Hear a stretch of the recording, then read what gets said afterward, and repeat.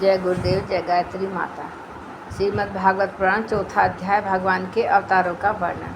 राजा निमि ने पूछा, योगेश्वरों स्वतंत्रता से अपने भक्तों की भक्ति के वश होकर अनेकों प्रकार के अवतार ग्रहण करते हैं और लीलाएं करते हैं। आप लोग कृपा करके भगवान की उन लीलाओं का वर्णन कीजिए जो वे अब तक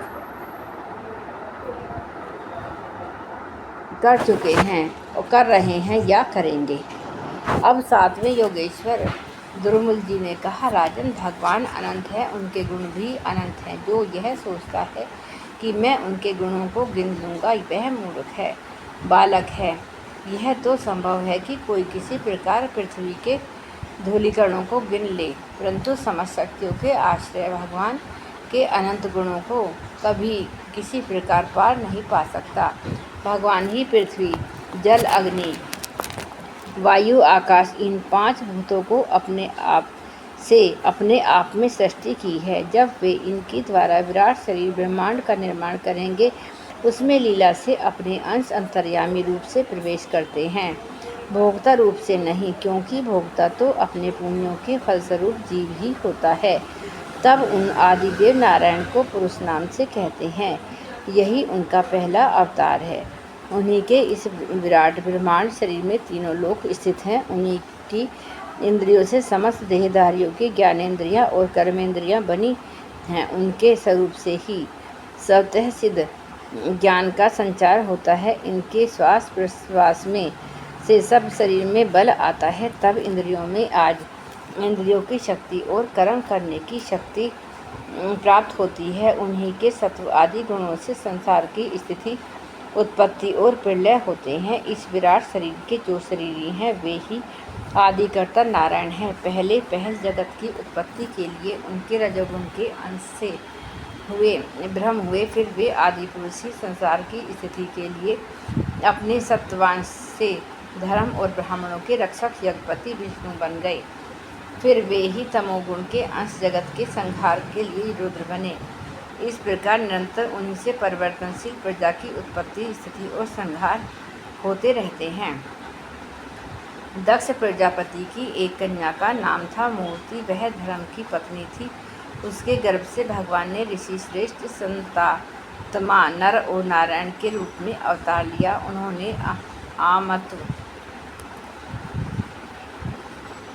उन्होंने आम तत्व का साक्षात कराने वाले उस भगवान वन रूप कर्म का उपदेश किया, जो वास्तव में कर्म बंधन से छुड़ाने वाला और निष्कर्मय स्थिति को प्राप्त कराने वाला है।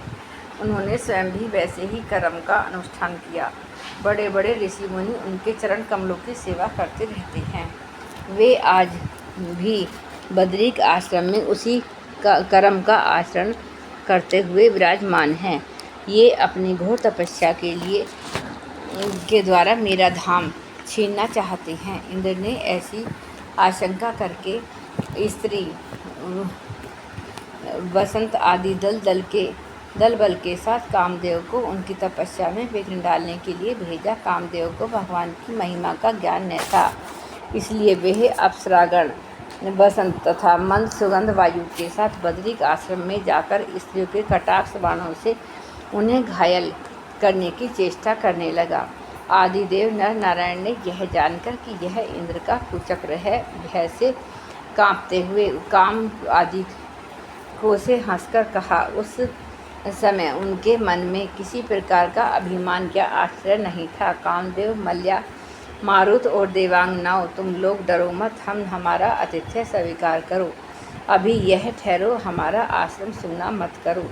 राजन, जब नर नारायण ऋषि ने उन्हें अभयदान देते हुए इस प्रकार कहा, तब कामदेव आदि के सिर लज्जा से झुक गए। उन्होंने दयालु भगवान नर नारायण से कहा, प्रभु, आपके लिए यह कोई आश्चर्य की बात नहीं है, क्योंकि आप माया से परे और निर्विकार हैं।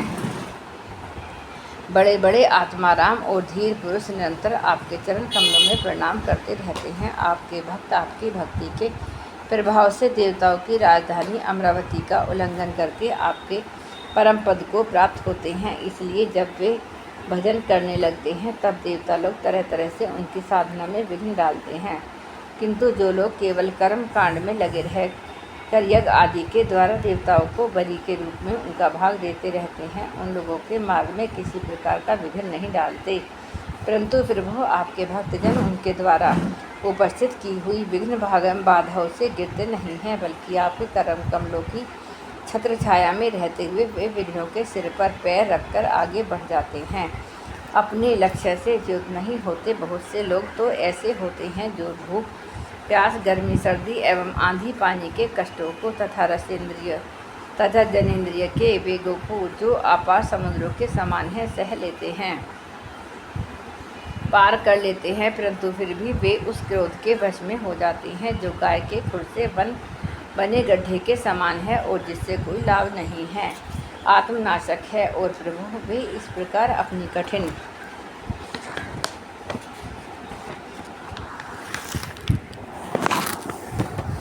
तपस्या को खो बैठते हैं। जब कामदेव, वसंत आदि देवताओं ने इस प्रकार स्तुति की, तब वे सर्वशक्तिमान भगवान ने अपने योग बल से उनके सामने बहुत सी ऐसी रमणियाँ प्रकट करके दिखलाईं जो अद्भुत रूप लावण्य से संपन्न और विचित्र वस्त्रालंकारों से सुसज्जित थी तथा भगवान की सेवा कर रही थी। तब देवराज इंद्र के अनुचरों ने उन लक्ष्मीपति के समान रूपवती स्त्रियों को देखा। तब उनके महान सौंदर्य के सामने उनका चेहरा फीका पड़ गया। श्रीहीन होकर अब उनके शरीर से निकलने वाली दिव्य सुगंध से मोहित हो गए। अब उनका सिर झुक गया। देवदेश भगवान नारायण हंसते हुए से उनसे बोले कि तुम लोग इनसे किसी एक स्त्री को जो तुम्हारे अनुरूप हो ग्रहण कर लो, वह तुम्हारे सुरक्षी की शोभा बढ़ाने वाली होगी। देवराज इंद्र के अनुचरों ने जो आज्ञा कहकर भगवान के आदेश को स्वीकार किया तथा उन्हें नमस्कार किया।